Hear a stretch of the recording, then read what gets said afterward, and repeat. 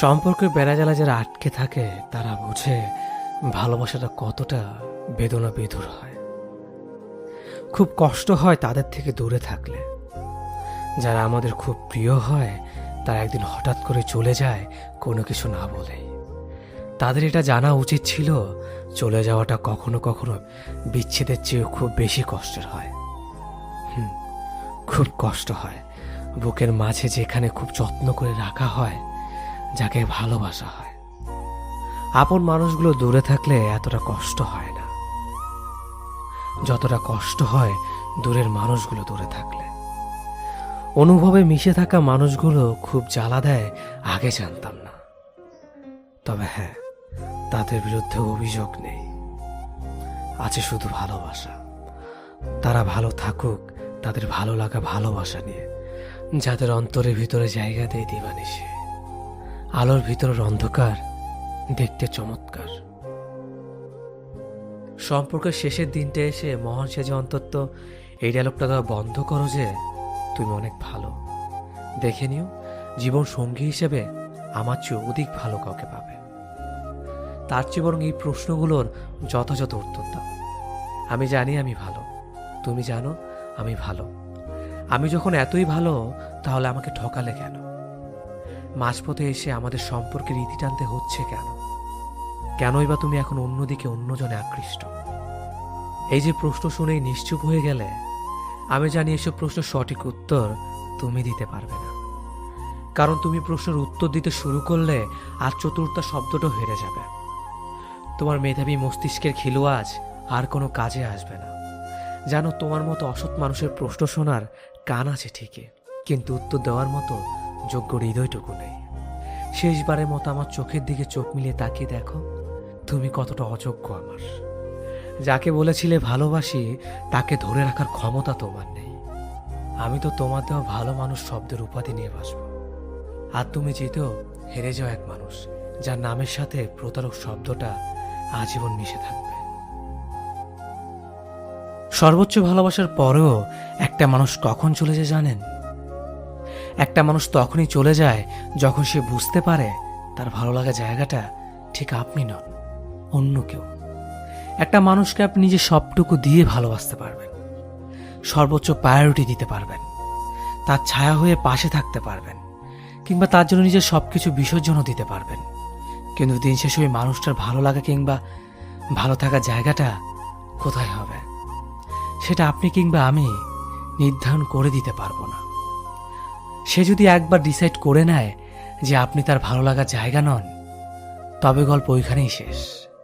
এরপর আপনার হাজার ভালোবাসা, হাজার চেষ্টা, হাজার কষ্ট কোনো কিছুতেই তেমন কাজ হবে না। কারণ সব কিছু শেষে মানুষ তার ভালো লাগা জায়গাতেই ছুটে যায়। তাকে আটকানোর সাধ্য আমার কিংবা আপনার নেই। এখানে দোষটা কার? দোষটা এখানে আপনারও নেই, কিংবা ফেলে চলে যাওয়া মানুষটারও নেই। আসলে দোষটা হচ্ছে মনের। মন একবার যাকে চাইতে শুরু করে তাকে আর চোখের আড়াল হতে দিতে চায় না। এবার সে মরিচিকা হোক, তবুও মন তাকেই চাইবে। কারণ ওই যে আত্মার টান, এই টান ছিঁড়ে তাকে নিজের কাছে নিয়ে আসা এতটাও সহজ ব্যাপার না। পৃথিবীর সব মায়া কাটানো গেলেও অতীতের মায়া কাটানো যায় না। অতীতে একটা বিষের পেয়ালা, মরণ ফাঁদ। তবু মানুষ বারবার ছুটে চলে অতীতের টানে। সব মানুষের বেলায় প্রিয় মানুষটাই প্রাক্তন হয় না।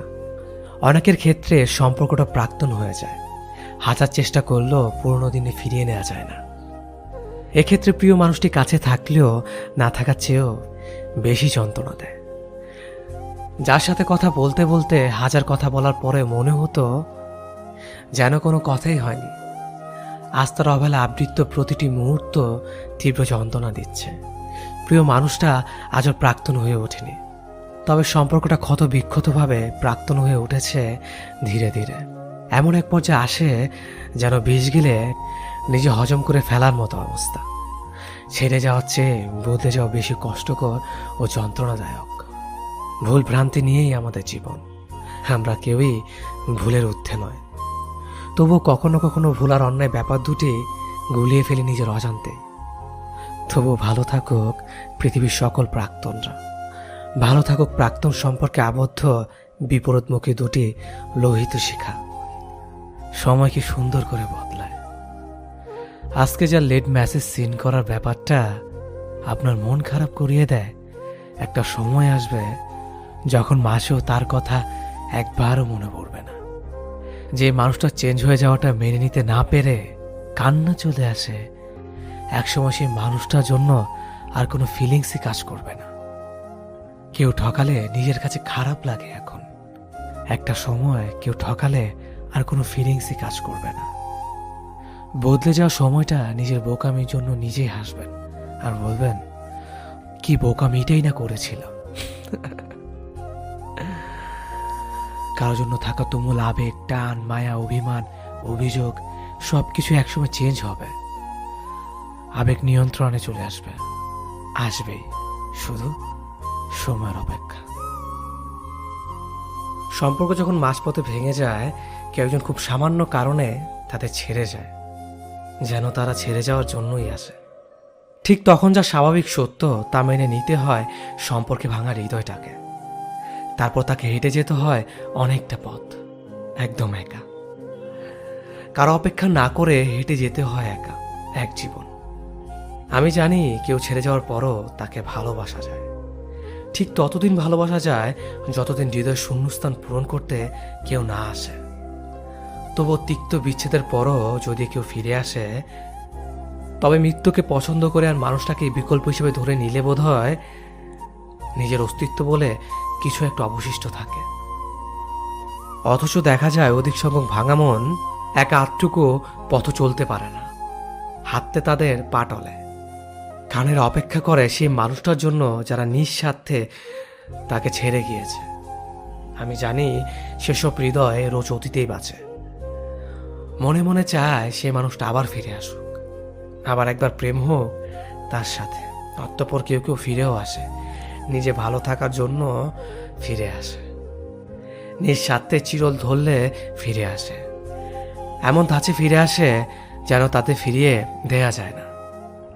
কিন্তু যারা খুব বিশ্বাসে আবার একবার তাতে জড়িয়ে ধরে, যারা চায় এসব মানুষ আবার ফিরে আসুক, তাদের জন্য ওসব স্বার্থবাদী মানুষের আসল শিক্ষাটা হয় না, যার দরুন তারা কখনোই বুঝতে পারে না ছেড়ে যাওয়ার পরে বেঁচে থাকাটা কতখানি কষ্টের।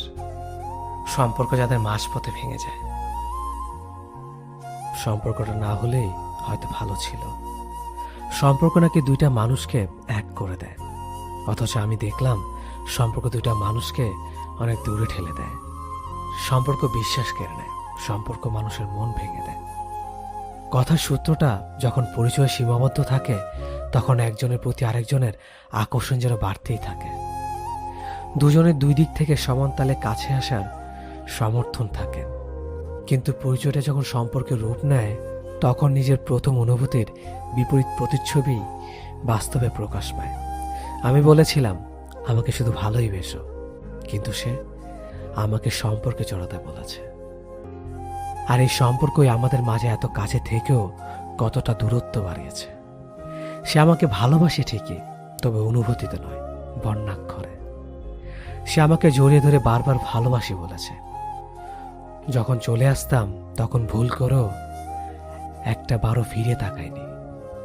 মাঝে মাঝে আমি অভিযোগ করে বসতাম, আমাকে ফেসবুকের পাসওয়ার্ড দিয়েও বলেছে, অবিশ্বাস করো না আমায়, আমি সত্যি তোমাকে ভালোবাসি। মানুষ বলে সব জানা সত্যি হয় না, বা সব দেখা কখনো বাস্তব হয় না। আসলে আমি পাসওয়ার্ড পেলেও ইনবক্সে কোনো মেসেজ পাইনি। আর সেই তাকেই আমি সম্পর্কের নাম করে আমার জীবনে প্রেমিকা হিসেবে পেয়েছিলাম। সম্পর্কের আগে সে বিশ্বাসী, সত্য কথা বলা অপরিচিতা ছিল, কিন্তু সম্পর্কের পর স্ববিশ্বাসী মিথ্যাবাদী প্রেমিকা হলো। অনেক বলতাম তাকে ভালো না বাসতে পারো, কিন্তু মিথ্যে কথা বলো না, অথচ সে।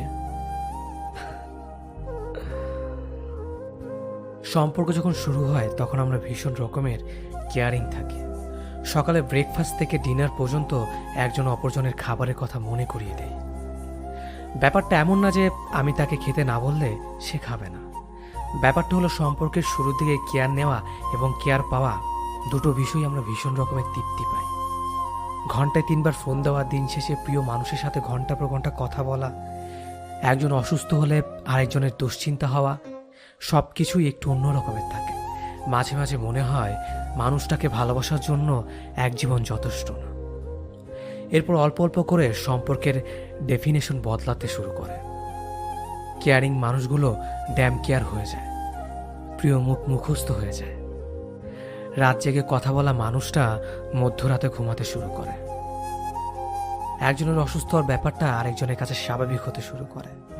প্রচণ্ড জ্বরের ঘরে যে বিপরীত মানুষটা একসময় মাথায় হাত বোলানোর কথা বলতো, সম্পর্কের বয়স বেড়ে গেলে সেই মানুষটা একটা না পেয়ে এক্সট্রা খেয়ে ঘুমিয়ে যাওয়ার কথা বলে।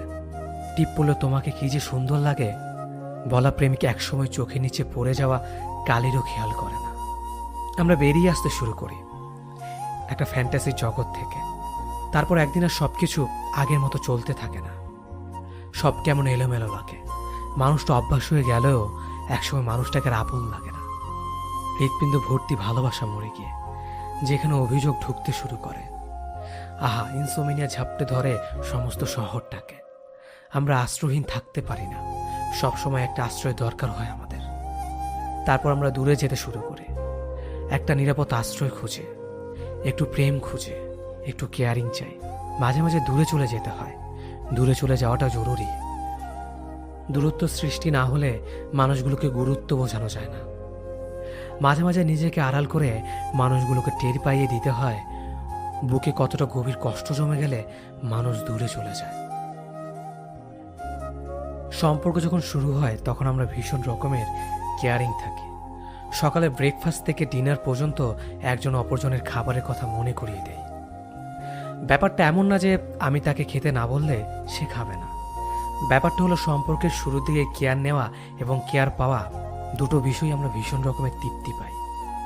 ঘন্টায় 3বার ফোন দেওয়া, দিন শেষে প্রিয় মানুষের সাথে ঘন্টার পর ঘন্টা কথা বলা, একজন অসুস্থ হলে আরেকজনের দুশ্চিন্তা হওয়া, সব কিছুই একটু অন্য রকমের থাকে। মাঝে মাঝে মনে হয় মানুষটাকে ভালোবাসার জন্য এক জীবন যথেষ্ট না। এরপর অল্প অল্প করে সম্পর্কের ডেফিনেশন বদলাতে শুরু করে। কেয়ারিং মানুষগুলো ড্যাম কেয়ার হয়ে যায়, প্রিয় মুখ মুখস্থ হয়ে যায়। রাত জেগে কথা বলা মানুষটা মধ্যরাতে ঘুমাতে শুরু করে। একজনের অসুস্থ হওয়ার ব্যাপারটা আরেকজনের কাছে স্বাভাবিক হতে শুরু করে। প্রচণ্ড জ্বরের ঘরে যে বিপরীত মানুষটা একসময় মাথায় হাত বোলানোর কথা বলতো, সম্পর্কের বয়স বেড়ে গেলে সেই মানুষটা একটা না পেয়ে এক্সট্রা খেয়ে ঘুমিয়ে যাওয়ার কথা বলে। টিপ পড়লে তোমাকে কি যে সুন্দর লাগে বলা প্রেমিক একসময় চোখের নিচে পড়ে যাওয়া কালিরও খেয়াল করে না। আমরা বেরিয়ে আসতে শুরু করি একটা ফ্যান্টাসির জগৎ থেকে। তারপর একদিন আর সবকিছু আগের মতো চলতে থাকে না, সব কেমন এলোমেলো লাগে। মানুষটা অভ্যাস হয়ে গেলেও একসময় মানুষটাকে আর আপন লাগে না। হৃৎপিণ্ড ভর্তি ভালোবাসা মরে গিয়ে যেখানে অভিযোগ ঢুকতে শুরু করে। আহা, ইনসোমিনিয়া ঝাপটে ধরে সমস্ত শহরটাকে। আমরা আশ্রয়হীন থাকতে পারি না, সবসময় একটা আশ্রয় দরকার হয় আমাদের। তারপর আমরা দূরে যেতে শুরু করি, একটা নিরাপদ আশ্রয় খুঁজে, একটু প্রেম খুঁজে, একটু কেয়ারিং চাই। মাঝে মাঝে দূরে চলে যেতে হয়, দূরে চলে যাওয়াটা জরুরি। দূরত্ব সৃষ্টি না হলে মানুষগুলোকে গুরুত্ব বোঝানো যায় না। মাঝে মাঝে নিজেকে আড়াল করে মানুষগুলোকে টের পাইয়ে দিতে হয় বুকে কতটা গভীর কষ্ট জমে গেলে মানুষ দূরে চলে যায়। যে যার সাথে যেমন করে সেও তেমন ফল ভোগ করে, যেমনটা আমার প্রাক্তন ভুগছে। একসময় আমি তার ভালোবাসা পাওয়ার জন্য তাকে কত করে চাইতাম, কিন্তু আমাকে একটুও পাত্তা দেয়নি। তাকে নিয়ে অনেক স্যাড পোস্ট দিতাম যাতে সে একটু হলেও বুঝে। তাকে বেহার মতো কল মেসেজ দিয়ে যেতাম তার সাথে একটু কথা বলার জন্য। সে দেখেও ইগনোর করে যেত, যেন আমি তার কিছুই না। তার জন্য হাসতে ভুলে গিয়েছিলাম। এমন কোনো রাত যায়নি যেখানে আমি কাঁদিনি। অ্যাক্টিভ লিস্টে থাকার পরও আমার মেসেজটা সিন করতো না। আমি তার জন্য এতটা বিরক্তকর হয়ে গিয়েছিলাম। আমাকে ব্লক দিত সময় লাগলো না তার, অথচ আমাদের মধ্যে কোনো ঝগড়াও হয়নি। ও তখন অন্য কাউকে সময় দিতে ব্যস্ত ছিল, তাই তো আমার বার্তাও ছিল না। যখন সেম আমার সিচুয়েশন এসে যার জন্য সে আমাকে অবহেলা করেছে, আজ সে মানুষটা তাকে কষ্ট দিচ্ছে। প্রাক্তনের প্রোফাইল ঘাটা আমার অভ্যাস হয়ে দাঁড়িয়েছে। এখন দেখি প্রতিদিন কত কত স্যাড পোস্ট শেয়ার করে যাচ্ছে তার প্রেমিকের জন্য।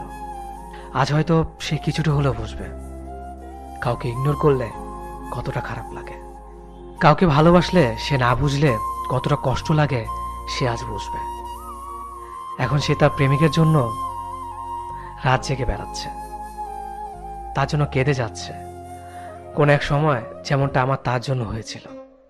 আমি তো কোনো রিভেঞ্জ নেইনি, কেন তার কর্মের ফলে তাকে ভোগাচ্ছে। এজন্য কাউকে কষ্ট দিয়ে হয়তো আমরা সাময়িক সুখ পাবো, কিন্তু একদিন সেই কষ্ট আমাদেরই ভোগ করতে হতে পারে, কারণ আল্লাহর প্রতিদান অবশ্যই দেয়।